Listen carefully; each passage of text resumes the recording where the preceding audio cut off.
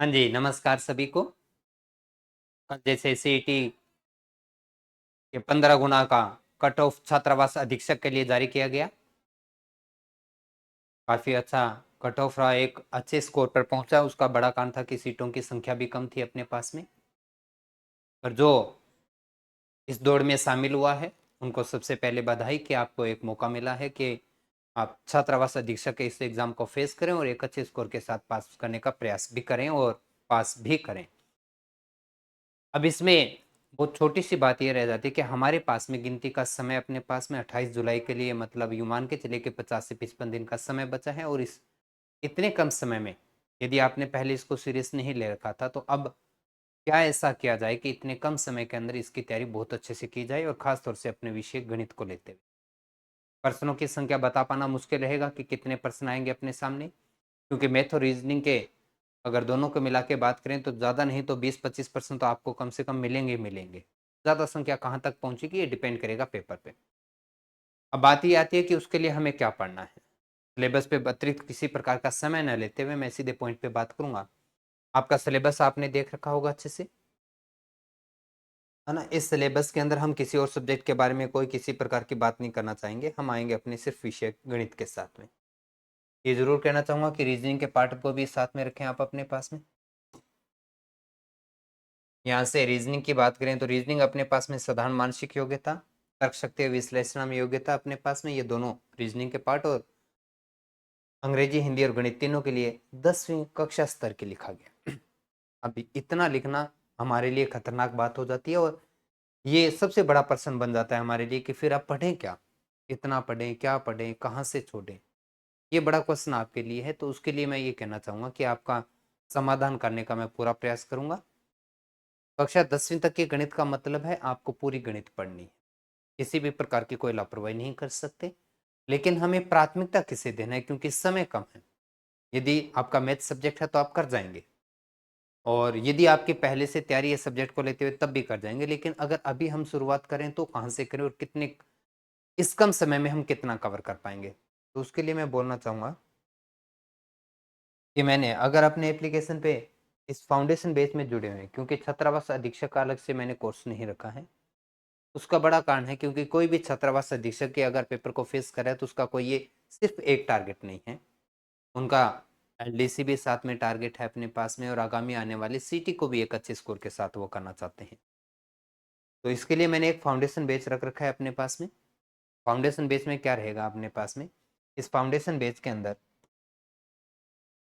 आपके सबसे पहले ये क्या विशेषता है इसका थोड़ा सा बात कर लेते हैं, फिर अपने अपने कोर्स पे आते हैं, छात्रावास अधीक्षक पे आते हैं। अगर आपका एलडीसी का टारगेट है, सीईटी +2 या ग्रेजुएशन का टारगेट है, तब भी आपका कोर्स इसके अंदर उपलब्ध है।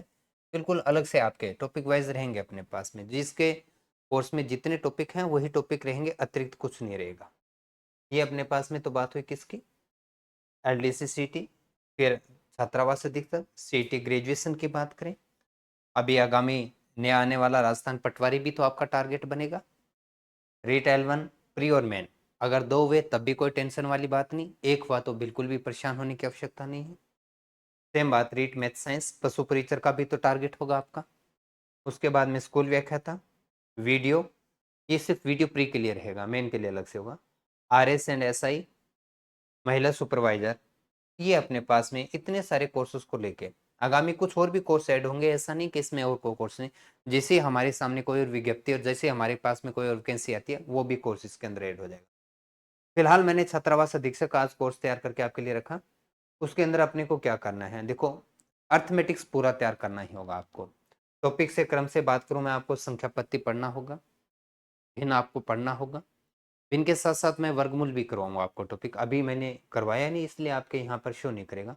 वर्गमूल टॉपिक भी अपने करेंगे, थोड़ा बहुत सरलीकरण भी उसके अंदर आ जाएगा। उसके बाद में अर्थमेटिक्स में अनुपात, प्रतिशत, सरल ब्याज, चक्रवर्ती ब्याज, लाभ हानि, बट्टा, औसत, समय कार्य, टाइम, पाइपोटंकी, समय चाल दूरी। जब इस मैं एडवांस की बात करूं तो यहाँ पर अपने पास में औसत आ चुका है।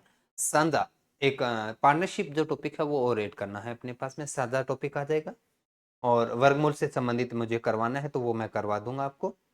और उसके बाद में ये देखो, दो एडवांस का पार्ट, पूरा एडवांस पार्ट नहीं रखा।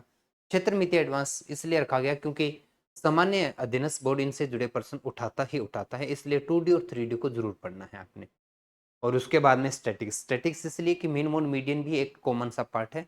हो सकता है उसको औसत के साथ जोड़कर माध्य पूछ लिया जाता है, या औसत के किसी पर्सन को माध्य के साथ जोड़ा जा सकता है, या माध्यिका और बहुलक से संबंधित ज्यादा बड़ा टॉपिक नहीं, इसको निकाल सकते हैं। लेकिन अब आप कहेंगे कि इसमें इतने सारे टॉपिक हम पढ़ें कैसे, किस प्रकार से तैयार करें? तो मैं फिर ये कहना चाहूंगा कि ज्यादा कुछ नहीं करना। आपका जितना समय बचा है, आपको ईमानदारी से सिर्फ और सिर्फ इतना काम करना है, प्रैक्टिस को हटा दीजिए, जरूरत ही नहीं है एक बार फिलहाल, क्योंकि इतना समय नहीं है आपके पास में, बाकी सब्जेक्ट भी तो तैयार करने हैं। आपको सिर्फ इतना सा ईमानदारी बरतना है अपने साथ में कि जो भी टॉपिक आप उठाएं, उस टॉपिक को मैंने जो जितनी भी क्लासेस के अंदर करवाए हैं, उन क्लासेस के अंदर आप, ये क्लासेस है आपके पास में, है ना, इन क्लासेस को बड़े अच्छे से आप निकाल दीजिए। बस इतना कर लीजिए कि इन क्लासेस को अगर आप पढ़ लेंगे तो उसके बाद में और कुछ पढ़ने की आवश्यकता है नहीं अपने पास में।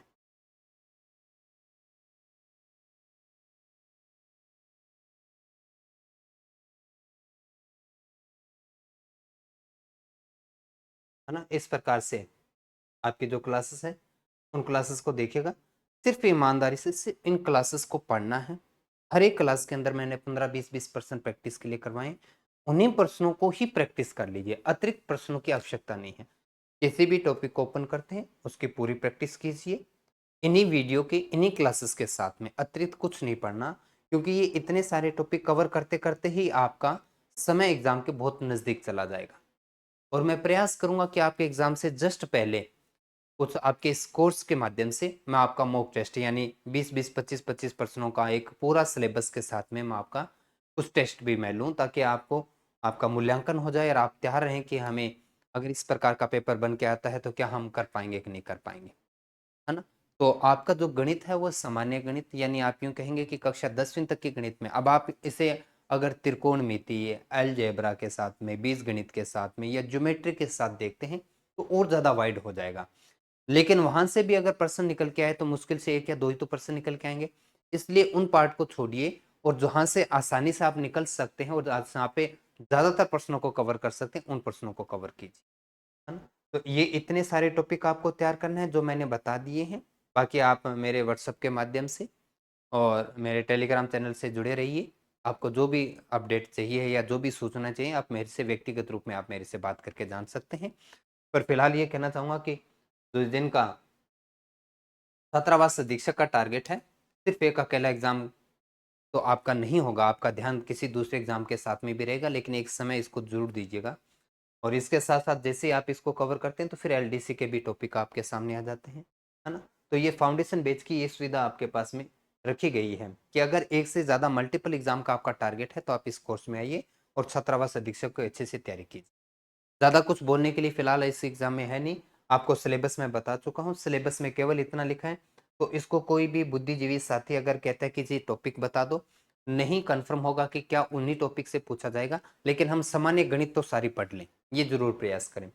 पशु परिचर वाले विद्यार्थियों को भी लिए मैं यही बोलना चाहूंगा कि आप एडवांस अगर नहीं पढ़ सकते, आप तीन बड़े पार्ट छोड़ सकते हैं, अलजेब्रा छोड़ दीजिए, ज्योमेट्री छोड़ दीजिए, और आपका जो ट्रिग्नोमेट्री है उसे छोड़ दीजिए, बाकी सारे पार्ट आप आसानी से कर सकते हैं और कीजिए। पशु परिचर विद्यार्थियों के लिए भी ये बोलना चाहूंगा कि अतिरिक्त प्रैक्टिस की आवश्यकता नहीं है, आपको जो मैंने क्लासेस में करवाए उन्हीं को ही बार बार देख लीजिए, वो सारे प्रश्न आपको करने आने चाहिए, उस तरह की सारी प्रैक्टिस आपसे हो जानी चाहिए। यदि किसी प्रकार की प्रैक्टिस की अतिरिक्त आवश्यकता है तो वॉल्यूम फर्स्ट अपने मार्केट में आ चुकी है, वॉल्यूम टू और थर्ड, सेकंड, थर्ड और फोर्थ भी जल्दी आ जाएगी अपने पास, आप उनके साथ भी अपनी प्रैक्टिस कर सकते हैं। और इनको मैं बहुत अच्छे से आपके साथ साथ रिवीजन भी करवा रहा हूँ। अगर आप फाउंडेशन बेस में आते तो आप ये देखेंगे कि यहाँ पर एलडीसी का कोर्स चल रहा है, बाकी सारे चल ही रहे हैं, और कक्षा 9 और 10 की जो अभी लाइव क्लासेस चल रही है वो भी आपके साथ में यहीं पे उपलब्ध है। तो इसी के साथ इतना कहना चाहूंगा कि आप अपने सिलेबस को तैयार करें। फिर भी आपका अतिरिक्त किसी प्रकार का कोई प्रश्न गणित को लेके बनता है, छात्रावास अधीक्षक को, एलडीसी या किसी और एग्जाम को लेके, तो जरूर मेरे से संपर्क करेंगे। वीडियो के कमेंट के माध्यम से भी मैं आपके रिप्लाई देता हूँ, वहां पर भी आप अपना प्रश्न पूछ। तो इतना ही, धन्यवाद।